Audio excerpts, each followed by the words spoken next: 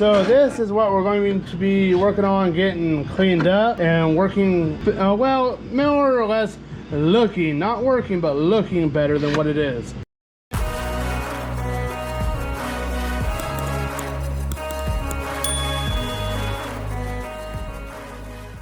Hey guys, welcome back.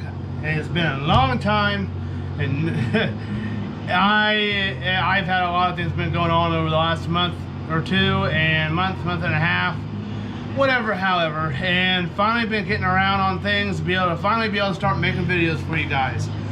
And this is not the big video I've been anticipating on making quite yet. I've been having a bunch of small stuff come up and still not quite done, so that's still going to be a little ways out still.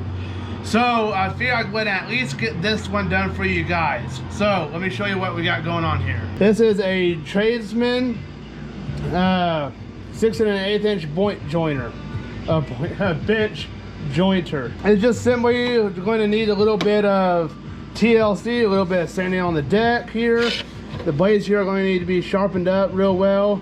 They're pretty dull, and that's not going to be a whole lot going on there. So it's just going to mainly be sanding this down, getting that sharpened up, and I'm going to go ahead and start tearing into this a little bit and try to get inside to clean as much as I can inside here, and kind of maybe show a little bit of see how far apart I can get this, because I do want to get inside here and clean this up, because if I remember right, it was pretty dirty. So let's find out real quick. I may go ahead and replace these screws if I have them. These ones are simply Phillips head. So it doesn't look like there's going to be a whole lot going on here on cleaning, but this is the access port for the belt. Just an FYI, it does show that on here anyhow. So, but if this sticker's gone, now you know. So like I said, there's not a whole lot I don't think that needs to be done up on here. I did notice that this bottom is fully exposed, so if needed, you could access it from the bottom if you set it up on its edge. This way you can do a little bit of dusting and whatnot. This is where the blades are. There's the motor for it, and this particular one does have brushes for the motor. I'm not real sure of the features of this. Whoa. I did just so happen to notice that down here there is an adjustment here. I'm guessing that this is for how much is to be taken off the deck height here. At least that's what I'm guessing, because there is this knob down here. I'm not sure if there's anything that's holding this. Yeah. Turn it to the left. It raises it up to 0, and reverse takes it all the way up the other way. So to the right, it drops it down. And just an FYI, this adjustment that was over here, it ranged from 0 and out up to 1/8 of an inch. So I'm gonna go ahead and get these blades out, and kind of inspect them. These here are 5mm hex head bolt.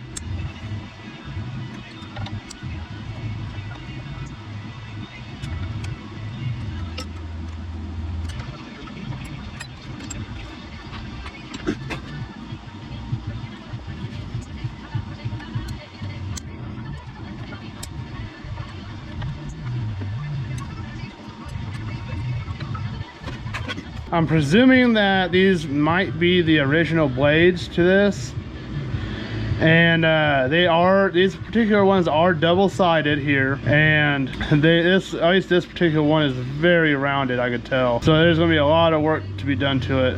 This side here doesn't appear to be much use out of them at all, so I may go ahead and mess with both sides. I don't know yet, but I'll see.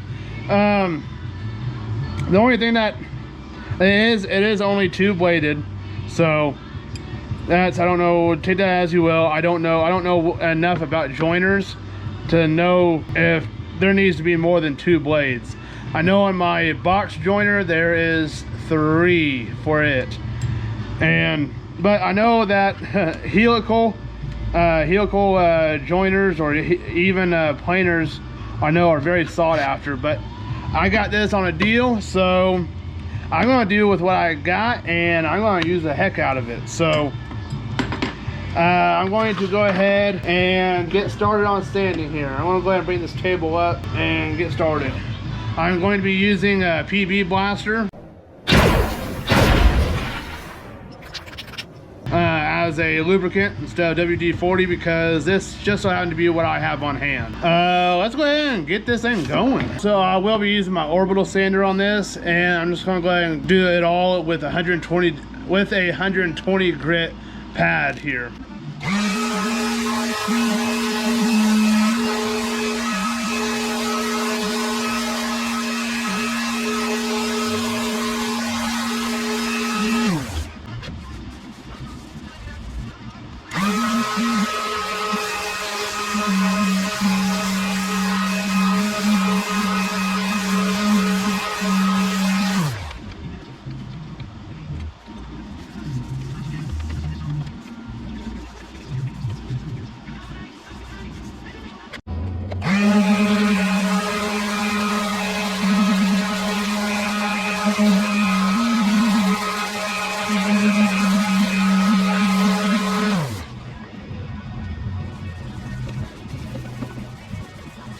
So with this deck, I've done several different decks where I sanded them down and everything to get all the rust and make it more smooth. Between my table saw, drill press, and bandsaw, I believe on those I actually started with 80 grit and then just worked my way up to 120 grit. And I believe I even polished them as well. At least my table saw, I do remember polishing. That there is up to your own discretion. If you do, you gotta try to stay on top of the polishing. The waxing, I should actually not the polishing, the waxing of it. All right, so it's up to you if you want to wax it. It's not necessary, but it adds an extra line of defense to help keep the rust off of the deck of your equipment. Deck is done. It's finally sanded down, and I think I'm just gonna go ahead and start cleaning this thing off a little bit, get some of these spots like this here, get this stuff cleaned up around the edges, along with over here, and it was just gonna be a whole bunch going on here. I'm trying to get this thing cleaned up and looking nice, somewhat looking nice here for myself. Oh, I just did because. Nice. Just because. So I'll jump to that.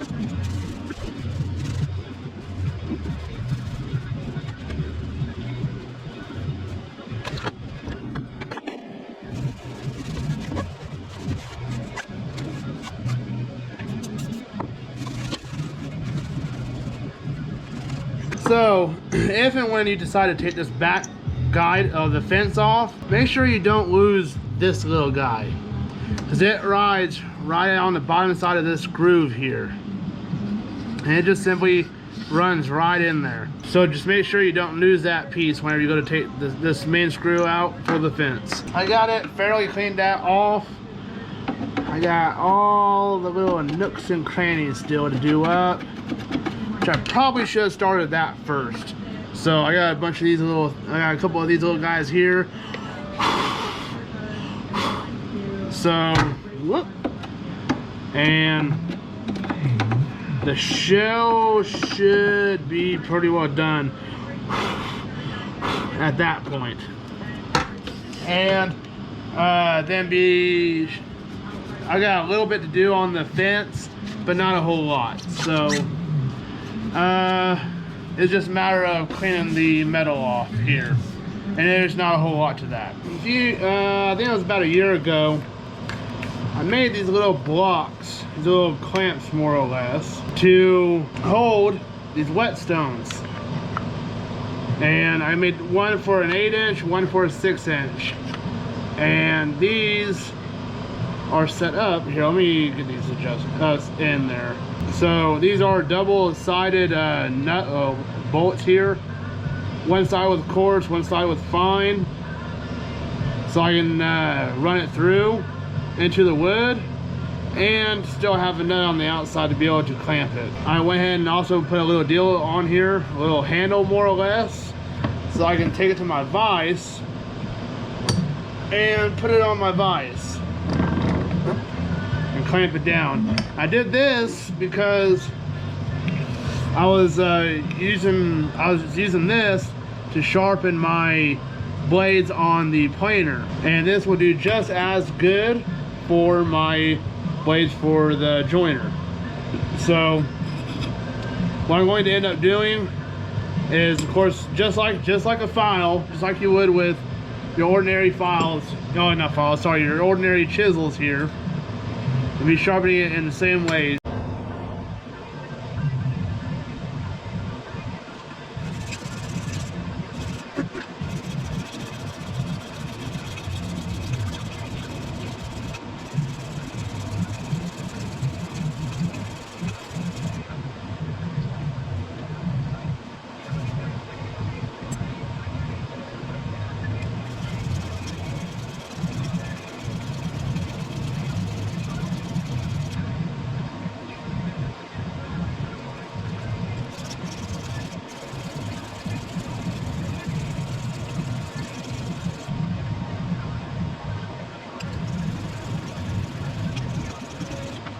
Now the main key with these blades, whenever you're doing this, is that you need to have, it needs to be consistent throughout the entire blade here, because it needs to be uniform, so to speak. So you need to try to keep it, do whatever you can to keep it all symmetrical, all flat and everything, because all of it, if you're doing like the face of one, using the entire blade, you're gonna want it all to be uniform instead of being kind of wavy. I know there's going to be very little of that on this, but it kind of helps keep it uniform in that manner. Another thing that you could do with these is go ahead and get it on a flat surface, and you can go ahead and run some screws through these existing holes, and then take your block and run it like this with the blade, and you'll have to do the same thing there, making sure that it stays uniform. I have to end up doing that method whenever I am sharpening my planer, my box planer blades. Now, I kind of wish I did have helicals, but this kind of, I have to deal with what I have.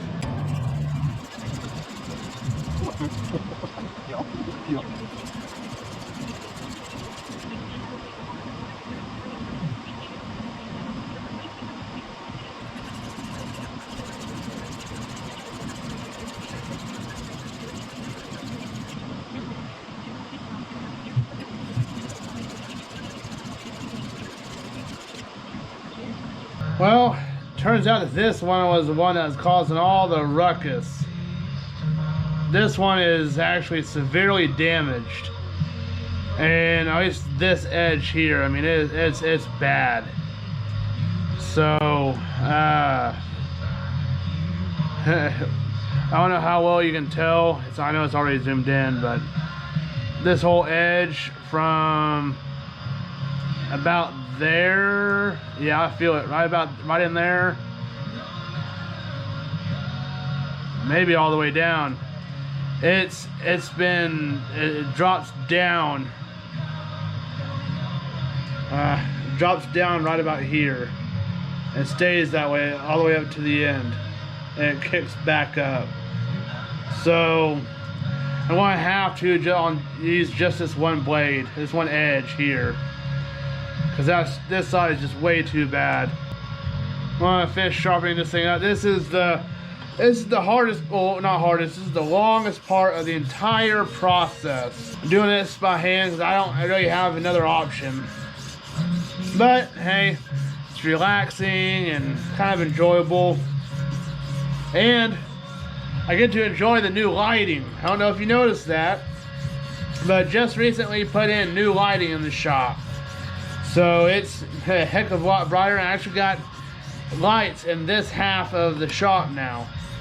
So it makes this work anyways a lot more bearable because I can actually see. These lights I wound up getting were the Braun 10,000 lumen LED lights. I got 6 of them in here. So it lights up pretty freaking good.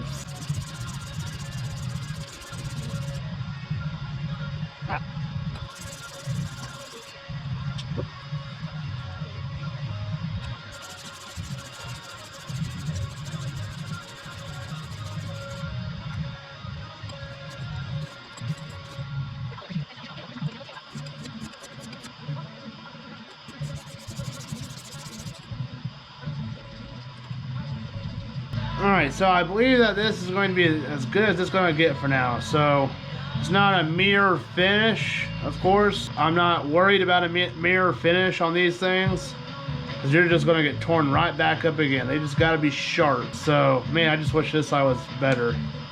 So, alright, I'll go ahead and see if I can go ahead and get these back in there. This one.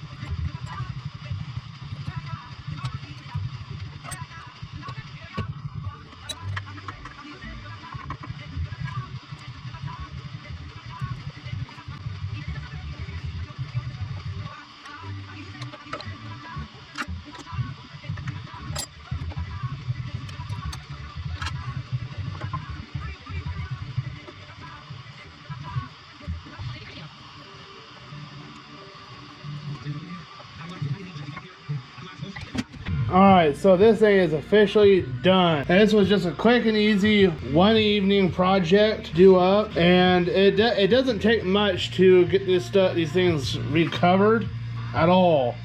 And usually once you get into this stage, they usually last a lot longer. Now this is the table saw. I had actually sanded down and redid the top. I believe it was about a year ago. Now I haven't done much of anything to it recently, which I really should be, because you can see that there's some stains, rust spots coming back. I really need to get a wax to put on this. It'd make it a lot better, plus and make it easier for the tool or the parts I'm cutting to pass through. A lot easier, a lot smoother anyways, that way it's not catching. And this is the drill press. As you can see, it's I primarily use this, so the rust is coming back pretty easily on this as well. Of course, there's not a whole lot of movement of parts here, it's all stationary.